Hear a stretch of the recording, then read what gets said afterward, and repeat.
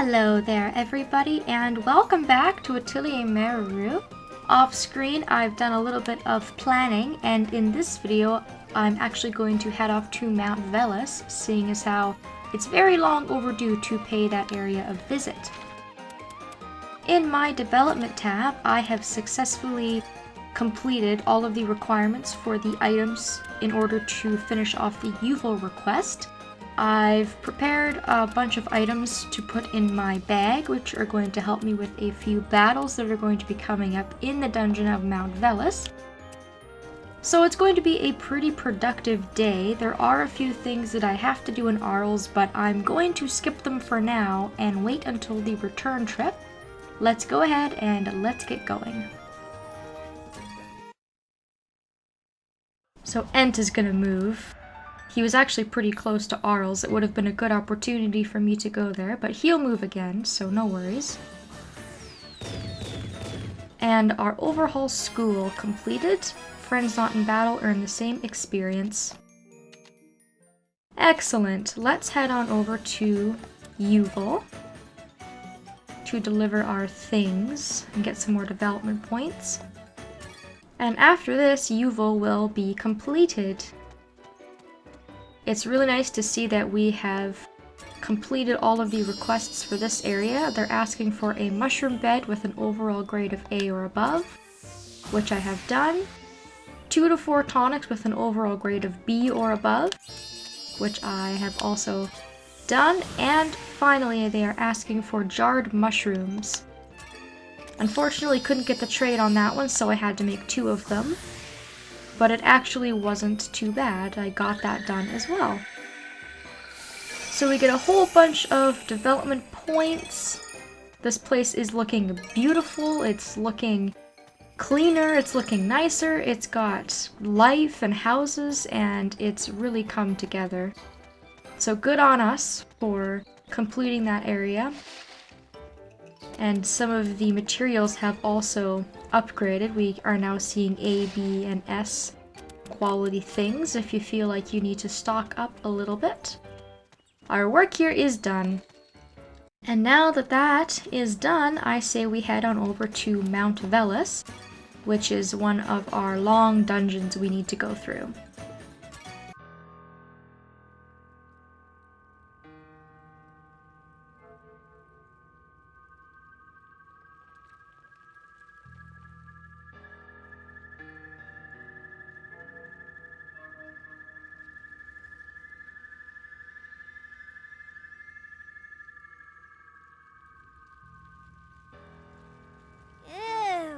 This place stinks. Smells like rotten eggs. And it's too hot. But I can handle it if it means lots of rare materials. Okay, here we go!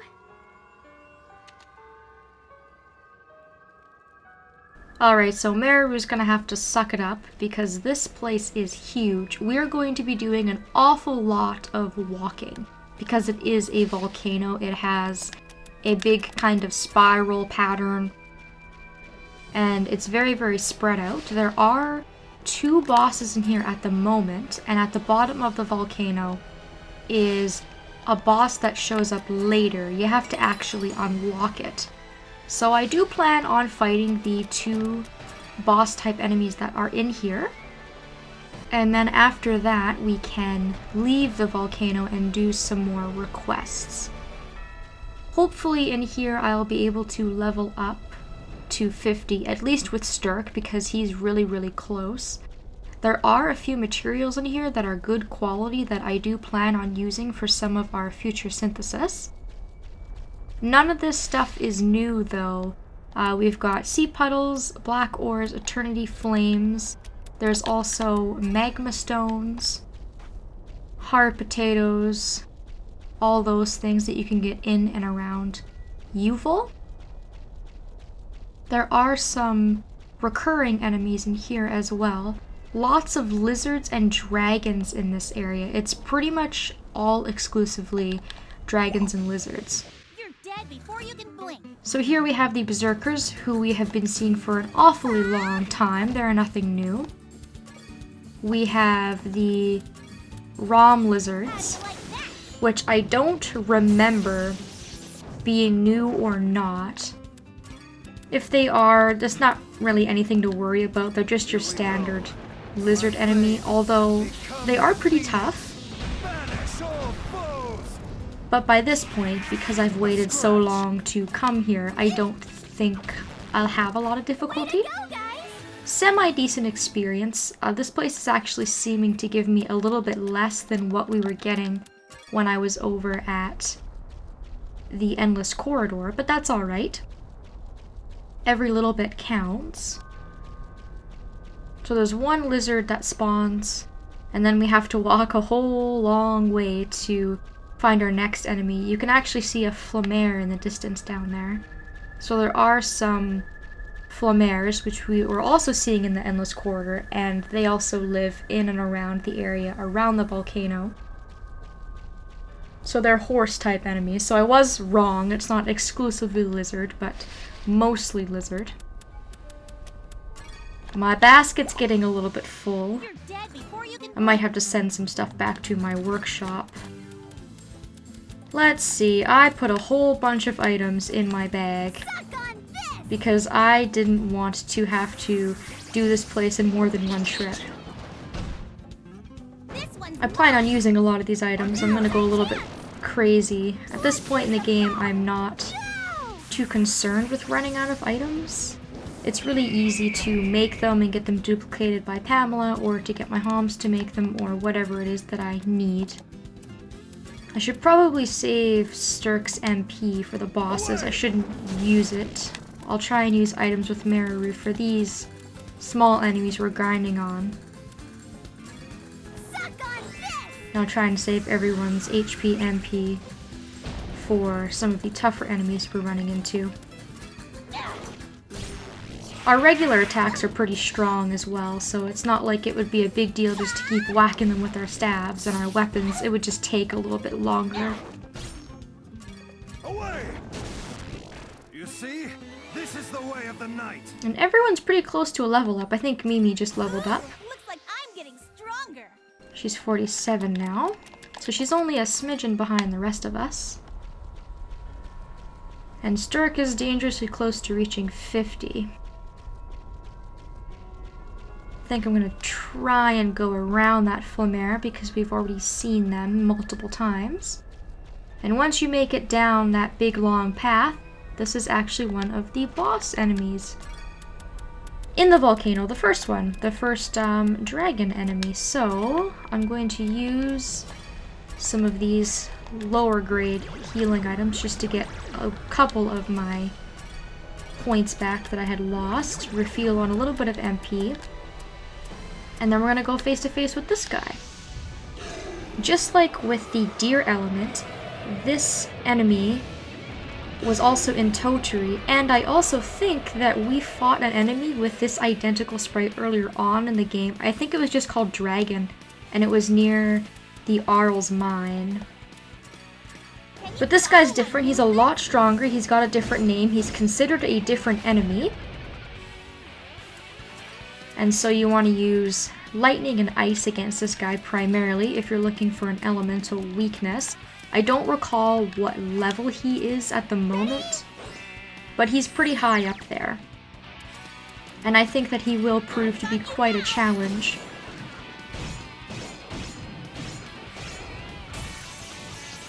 Basically just going to hit him with whatever I've got. I'm not going to be stingy on the item usage. I'm going to make sure that I keep properly healed. And if I can, I will also chain my attacks. This guy isn't too much to worry about. He does have some strong abilities, but from what I remember, he doesn't do any sort of status effects, which we're going to be seeing with another enemy later on.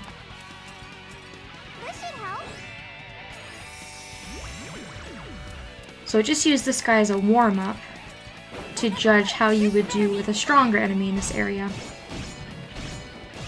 If you do defeat this guy and decide to leave the volcano area, however, do remember that all the enemies will respawn, and you will have to defeat this enemy over again in order to get deeper into the volcano if you feel like you need to leave and come back.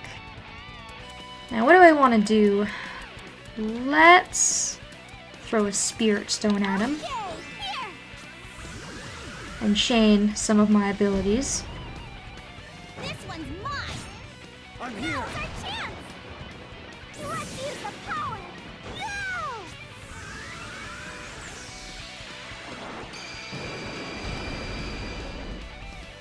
But he has powerful fire attacks. Bomb Blaster is really devastating. It does a ton of damage, as you can see there. Mimi didn't quite make it out of that one alive. Luckily, I have an item called the Auto Alarm, which will automatically revive your party members if it's used. I used it at the beginning of the battle, and it uses it for the entire party. So anytime that they die, the Auto Alarm will wake them up, and if that runs out, I also have, I think, 10 nectars in my inventory. So no worries there. Let's go ahead and let's use a monster pot. I had my Hom make a few of these just because it's kind of an interesting item, but unfortunately my Hom didn't make them at the highest quality, so they're not terribly effective. I could have made my own and did a much better job. I think the Spirit Stones are probably my best bet right now. At this point, it might be more beneficial for me to just hit this guy with my staff as Meruru, but when it's her turn, I like to try and chain everyone's attacks together, because collectively it will do more damage. However, Mimi and Sturk are really doing a lot of damage just by attacking on their own. And a special attack should wean him down quite a bit. Can you even keep up? We're almost done. Now take off! Now I've got you! Go ahead! Keep on begging! That's more like it! And beautiful finish. Thank you, Mimi. She did probably thousands of damage there. And we were able to take that guy down. A surprisingly low amount of experience for an enemy of that caliber. But we do get some pretty cool drops. A dragon scale, a dragon tusk, both of which can be used to make equipment, some dragon meat, and some iron armor. Of course, I have no room. I should have just emptied out my basket, but that's okay. We can discard a few of these things. They're kind of a dime a dozen. And now we're able to move on. This is considered the bottom of the volcano. It's got the 3 levels, the top, which you start in, the middle, which is where we just were, and then we also have this part, which is the bottom of the volcano. You can see another boss, and he's a flying enemy this time, a flying dragon. However, he is 100% completely optional. Know that if you don't want to fight that guy, you absolutely 100% do not have to. The area that he's guarding actually just goes around to a dead end.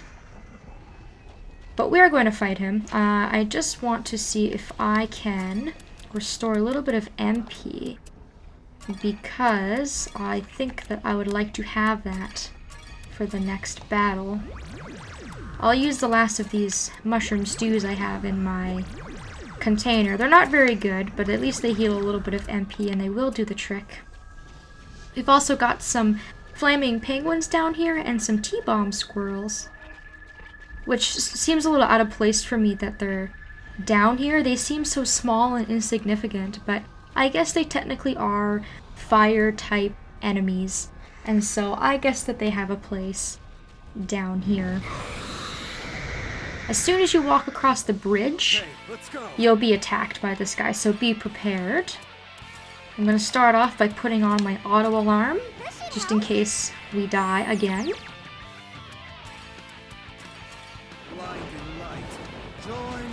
He attacks in succession, meaning that on his turn he gets 2 or 3 attacks in at once. He has the ability to poison you and to lower your stats. Healing is absolutely 100% critical in this battle. I would say that if you're low on healing items, you'll just have to get really, really lucky, or I would recommend coming back later. He also heals every turn. You can see there he healed about 150 HP, which isn't a whole lot, but if you're spending a turn healing and not doing any damage output, that can be quite annoying. I've got tons of healing bells at my disposal, which I'm going to be refreshing every 3 turns. I'm going to try and do a lot of damage here with Sturk's lightning abilities.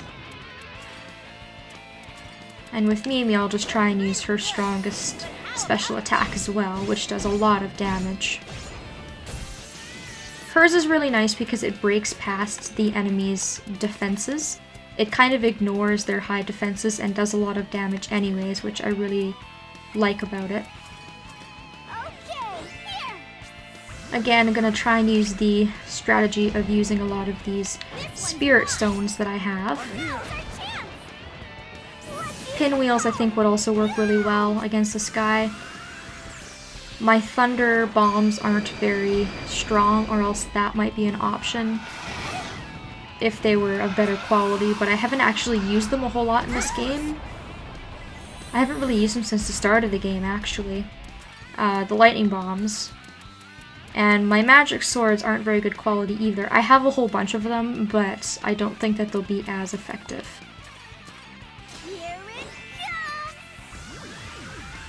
Not any sort of different strategy than what I normally do. Basically just beat on the enemy as hard as you can until they die in hopes that you win and you're victorious before they end up killing you. And I'm pretty confident. I think I have this. Mimi and Sturk are both poisoned, so they're going to lose a bunch of HP per turn. However, those healing bells are really, really helpful. And if all else does fail, I have some stronger healing items. I have secret remedies, which recover HP, MP. They're also a cure-all. And I also have one of the most ultimate healing items in the game, which is an elixir. And it will basically heal up anything that I have wrong with my character. I'm trying to save those because they're really hard to make. But if I do need to use one, I definitely won't hesitate, especially since Mimi's out of MP, and Sturk will probably run out soon. This attack is brutal, this plasma rain. It does lots of damage. He's kind of interesting because he's got all sorts of different attacks.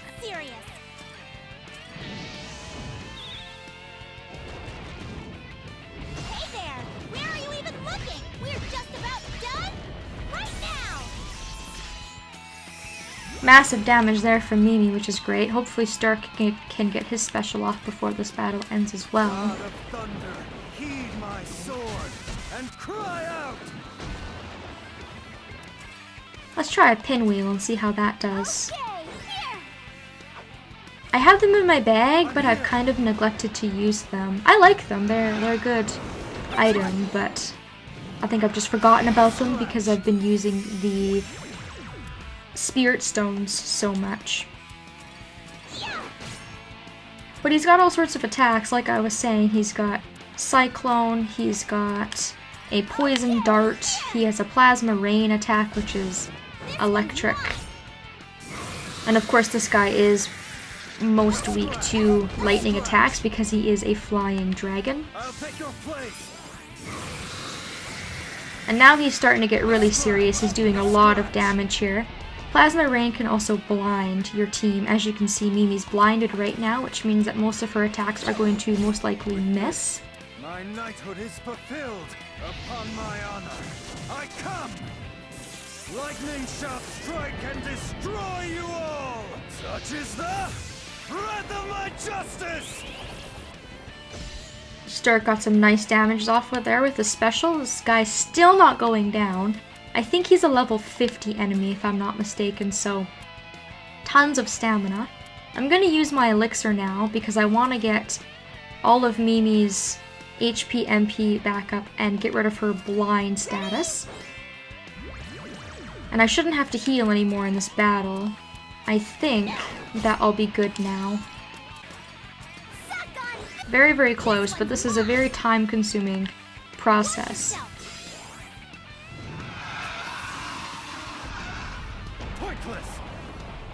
think I've been going at this for about 5 minutes now. Okay, time to And Mimi sure fills up on specials fast. take this! Can you even keep up? We're almost done! Now take off! Now I've got you! Go ahead! Keep on begging! That's more like it! And good on Mimi, second battle in a row she has finished an enemy off with her special ability.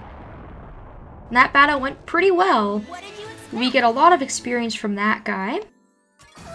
Level up! Meruru is almost 50. Still have a long Sturk way has to go. completely leveled up. And we also get some really nice drops from this guy. We get a magnetite suit, which is a really, really good piece of armor, a wyvern's claw, and a couple of other things that I'm not going to bother picking up. So over here, there's really nothing too interesting. Like I said, it's all just a big dead end when you reach the very end of this place. And the materials you can get are all the same as what we have been getting in the volcano so far. I'm gonna make this a bit of a longer video, I think, since I'm on a roll, and that way I can just include the entire area in one video. If you want to get to where the other boss is, go right instead of going across the bridge and climb up this giant arc here. And we will eventually reach the very, very bottom of the volcano. And I do hope I will have enough time to defeat this boss.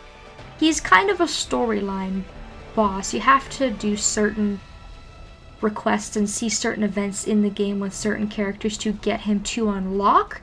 I think I'm still able to, however, I am running a little short on time, and events and timing can sometimes be a little bit tricky and chancy. I like this place because it's so very bright at the bottom. I mean, it looks hot, and I'm surprised Meruru's skin hasn't completely melted off of her body. But it's kind of interesting. I really like it. However, there is nothing down here, literally. There is a couple of gathering points. I don't think there's any enemies in here at all. And over there, in the distance, is the point in which you can examine for the boss. That exit over there is to go back to the world map. It's actually a really, really nice shortcut if you don't happen to have a warp gate. You don't have to go all the way back up the volcano, which can be very, very time consuming. Trust me, I've done it by hand. It's not fun. Over here on this magma shore. Huh? I guess I can't go any farther. Nuts, it looks like I can gather stuff over there. I wonder if there's any way to get to it. Well, maybe later, Meruru, maybe later. Okay, I'm not going to bother walking all the way back to the exit. I will just take my warp gate and go back to the workshop. However, I think I'm going to do that in the next video. There's a couple of things I want to do when we get back to Arles, and I'm going to hit a cutscene as soon as I head back in that direction. So next time, I will meet you guys in Arles at the workshop. I hope you enjoyed our adventures into Mount Velus, and I will be seeing you next time.